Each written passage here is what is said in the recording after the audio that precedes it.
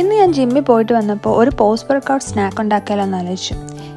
ഇൻഗ്രീഡിയൻസിനായിട്ടാണെങ്കിൽ flax സീഡും hemp സീഡും ഡേറ്റ്സും almond ബട്ടറും oats ആൽമണ്ട്സും ഒക്കെ ഉണ്ട്.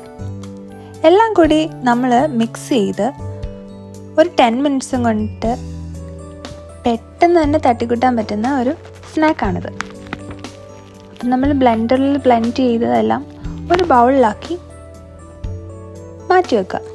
രാവിലെ എനിക്ക് ജിമ്മിൽ പോകാൻ ഇത്തിരി മടിയുള്ള കൂട്ടത്തിലാണ്. എന്നാലും മൺഡേ ഒരു പ്രൊഡക്റ്റീവ് ഡേ ആക്കാമല്ലോ എന്ന് വരുത്തിപ്പോയി രാവിലെ തന്നെ.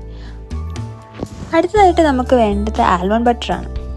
ആൽമണ്ട് ബട്ടർ ഞാനിവിടെ ഒരു 3 ടേബിൾ സ്പൂൺ എടുത്തേക്കുന്നത്. നിങ്ങൾ എടുക്കുന്ന സീഡ്സിൻ്റെ ഒക്കെ ക്വാണ്ടിറ്റി അനുസരിച്ച് വേണം നിങ്ങൾ ആൽമണ്ട് ബട്ടർ എടുക്കാൻ.